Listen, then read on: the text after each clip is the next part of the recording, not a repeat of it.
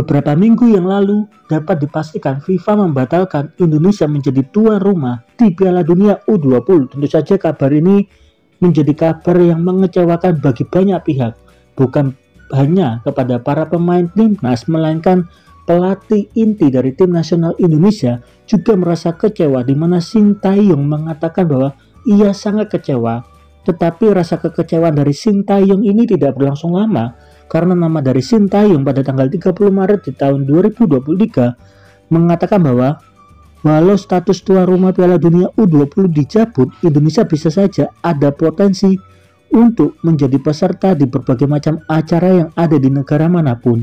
Dan menariknya, Sintayong juga mengatakan bahwa saya akan fokus ke timnas senior, di mana akan ada FIFA Matchday pada bulan Juni di tahun 2023. Lalu di tahun 2024 akan ada Piala Asia di bulan Januari di tahun 2024. Dan menariknya di sini, Sintayong meyakini tim nasional Indonesia senior diperkirakan bisa ikut Piala Dunia senior yang diadakan pada tahun 2026. Karena Piala Dunia berikutnya setidaknya akan ada 8 tiket ataupun 8 negara di benua Asia untuk mengikuti Piala Dunia 2026. Di mana pada Piala Dunia 2022 yang diadakan di Qatar, jumlah negara yang mengikuti Piala Dunia 2022 hanyalah 32 negara ya teman-teman.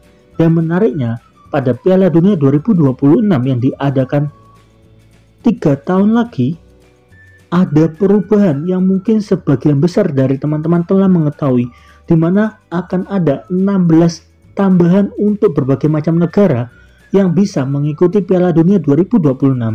Dan Piala Dunia 2026 ini akan diadakan di negara Amerika Serikat. Dan 16 negara yang mengikuti itu merupakan tambahan yang cukup besar.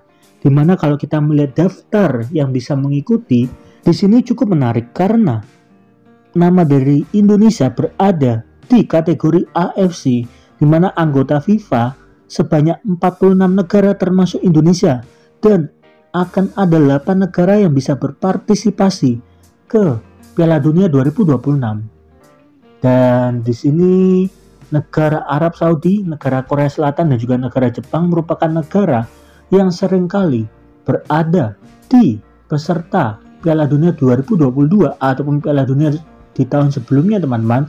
Jadi di sini akan ada 5 kandidat tersisa yang bisa diisi oleh negara Indonesia.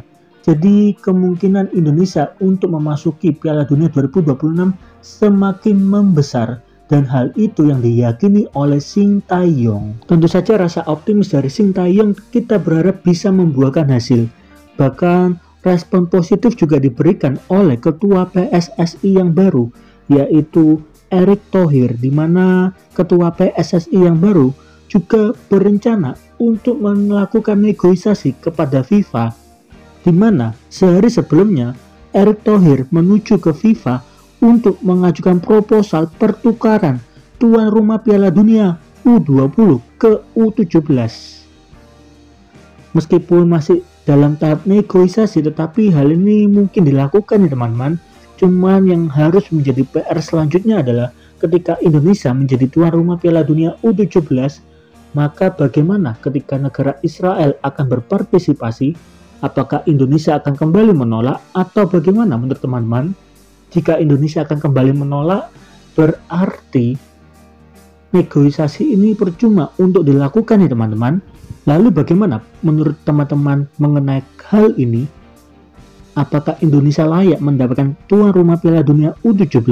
Jika layak, bagaimana ketika tim nasional Israel akan datang ke Indonesia? Apakah Indonesia mau menerima atau penolakan tetap akan terjadi? Menurut teman-teman, bagaimana respon yang seharusnya diberikan oleh negara Indonesia terhadap pertandingan Piala Dunia U17 ini? Tetapi di satu sisi, pelatih tim nasional Indonesia bukan hanya sebagai pelatih tim nasional senior, melainkan Sintayong juga tetap berpegang pada prinsipnya, di mana Sintayong mengatakan bahwa Sintayong berharap bisa mencetak rekor baru bagi negara Indonesia. Meskipun ketika negara Indonesia memasuki menjadi peserta di Piala Dunia bukan menjadi rekor baru, karena pada tahun-tahun sebelumnya Indonesia pernah memasuki juga menjadi peserta Piala Dunia yang ada di dunia ini. pada saat zaman penjajahan Belanda ya teman-teman. Lalu bagaimana menurut teman-teman tentang kasus ini? Tolong tulis di kolom komentar. Malam ini saya berangkat ke Eropa untuk negosiasi. Kita akan bicara ke FIFA Garuda mendunia. Ini peta birunya. Disinilah kenapa saya juga terima kasih Pak Bas mau datang, supaya kita bicara bukan persepsi, kita bicara proses. Jadi stadion Indonesia yang kami evaluasi ada 165 stadion. Ini semua total yang kita inventarisasi, 165 stadion yang digunakan untuk Liga 1, Liga 2, dan Liga 3. Yang rusak ringan pasti direnovasi, direhabilitasi, kemudian yang rusak berat tadi dibangun baru atau direnovasi total. Yang penting kalau ini selamat, SEA Games.